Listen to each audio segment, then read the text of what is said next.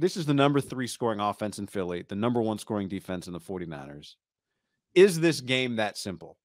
I went and looked at Jalen Hurts' his career short. And last year, particularly early last year, he's gotten better since last year. But, some people have said to us, I've got some DMs and stuff from people the last couple of days, like, you guys talk about Jalen like he's some, unbreakable force at quarterback.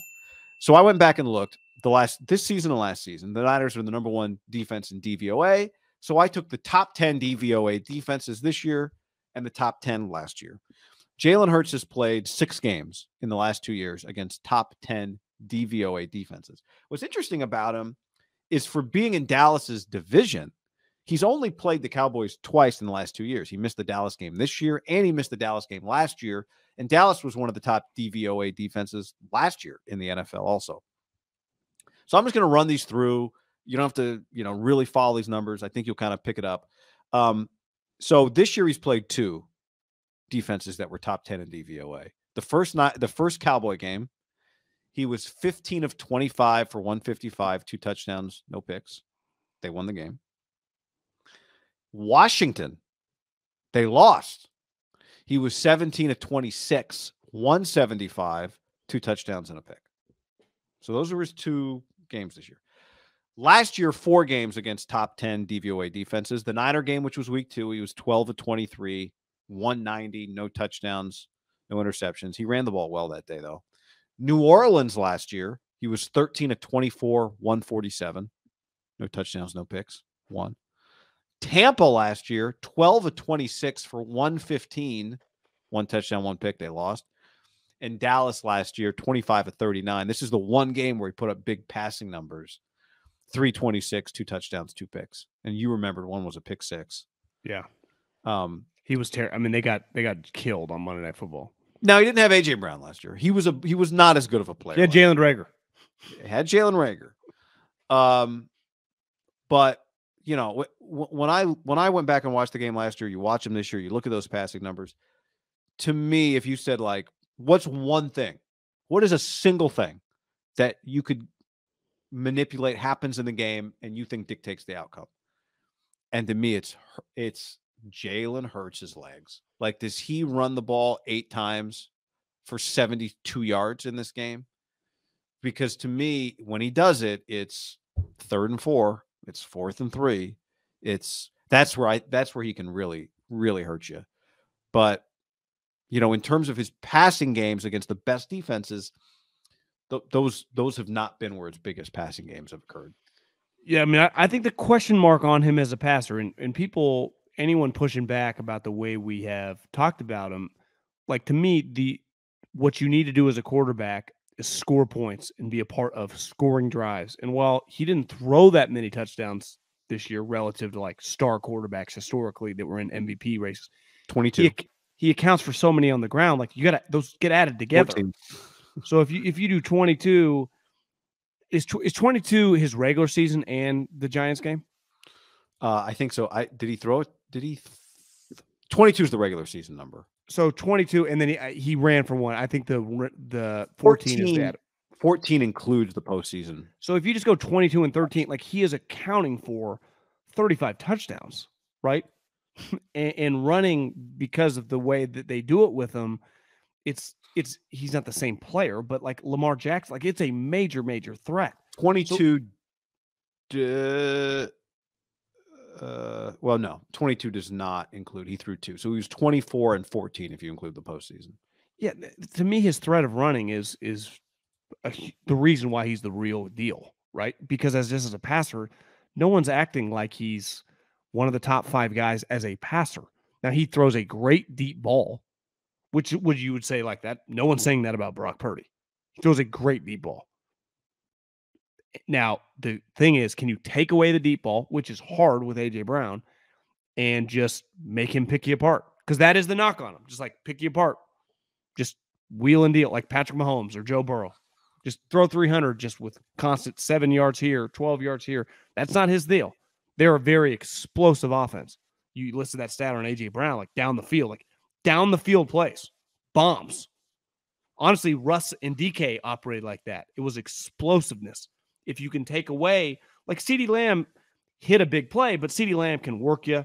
And say one thing for Dak, like when he is being successful, he can have proven when he's on and he can be off. And then we just saw off.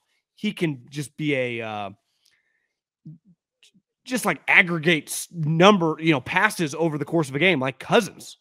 And that is not Jalen's deal. It's a little feast or famine. So I think the Niners, their game plan is going to be slow him down as a runner. Does he even want to run with this bum shoulder? And make him, if you're going to throw for 250, 300 yards, you're going to fucking have to do it on 28 completions, not 17, right? Because if it's 17 completions and a high yardage, right, I'd say 250 plus and some touchdowns, that's where it gets scary because that means they're explosive plays. And explosive plays on the road, or if you're the Eagles, explosive plays at home, that place is going bananas. Yeah. Because no one goes bananas for like a 7-yard hitch if it's tackled. But you do go bananas, even if it doesn't score, for a 40-yard post route to Devontae Smith. I think that's where Kyle and Brock become so important, because the other thing explosive plays does is it can, if the other side of the field is inexperienced, make them feel like they have to answer the same. Like you get explosive play and now they start feeling the pressure, right? Where you told me if every Eagles touchdown drive was 8 plays or more, I'd be like, all right, that's the Niners pace. It doesn't actually change anything if the Eagles score 7 points on 1 play or 7 plays, not for Kyle's offense, right?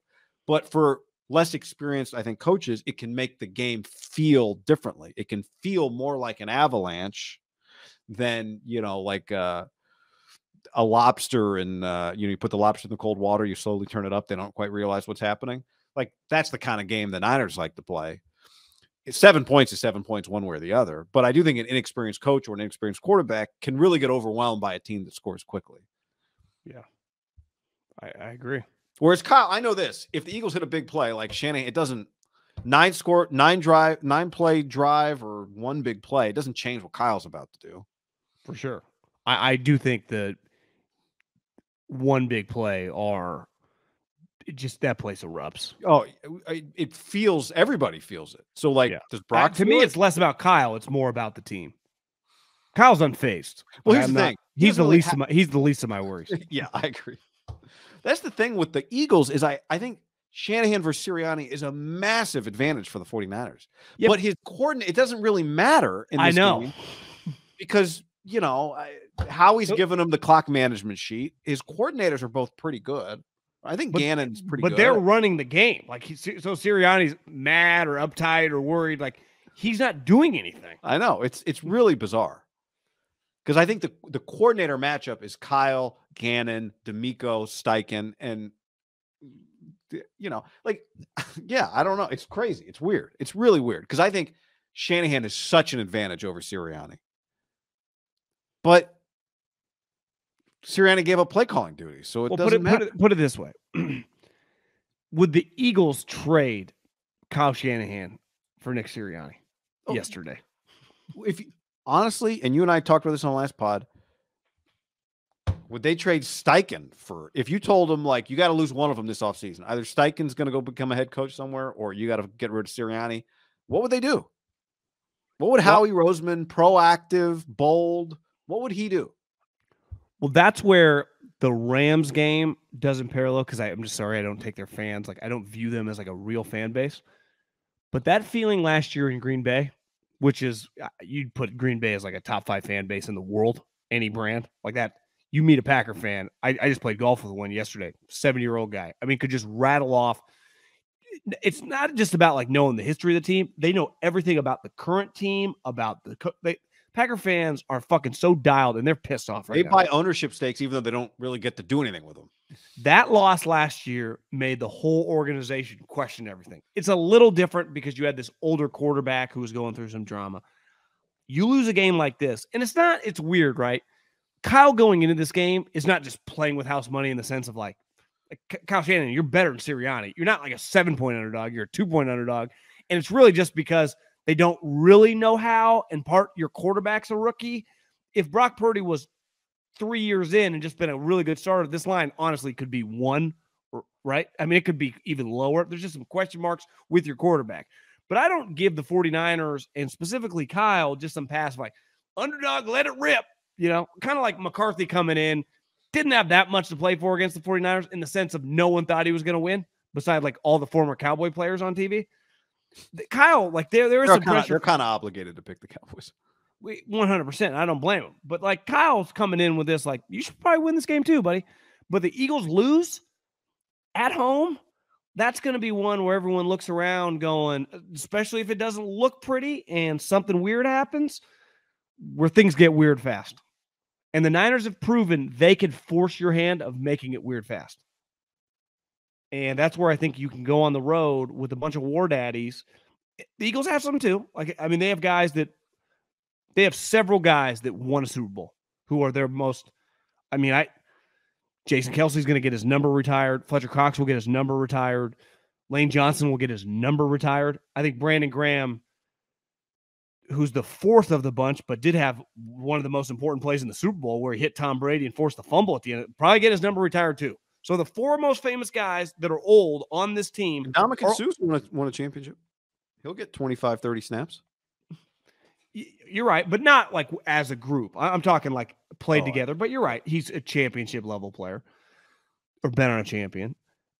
That it's just, I'm just fascinated by that because those guys will be ready and there's a lot of young guys, but they've added a lot. Like the 49ers really, beside McCaffrey, have kind of had the same crew, for now this run. Yeah. They added Ayuk in 20, but it's like, it's kind of been the same. And the other two most famous guys they add are just like true, a lot like A.J. Brown, just like plug and play, great player. Yeah. Trent Williams, just plug and play him. It's like, it is a baseball thing. Trent Williams could play for 32 teams. You wouldn't even notice him besides just stuffing the left side. Well, he wouldn't play for the football team. He couldn't play for them. Because he refused. He played for them and no one ever talked about him. He hit his prime at 32 years old on the 49ers. What did McCaffrey's the same thing. If McCaffrey's healthy, one of my great media misses as a player that I was like, I do not see it, could play for anybody if he's healthy. Blind spot for white guys. Yeah, I just thought he was Julian Edelman, which isn't the biggest, knock. I mean, Edelman's Super Bowl MVP. I mean, not an elite athlete relative to like what McCaffrey is. Feels like, Edelman, McCaffrey, similar speed by about McCaffrey's age now. 26. McCaffrey's not that super fast anymore. Explosive. I thought it was his choppy steps. You told me small steps. Why doesn't he run away? I asked you today. You said small steps. I think he's maybe scared that ham he's going to rip. I think he's running as hard as he can. And then I know. I'm just saying he's not as fast as he once was. Yeah. Again, he's still fast enough. And top end speed.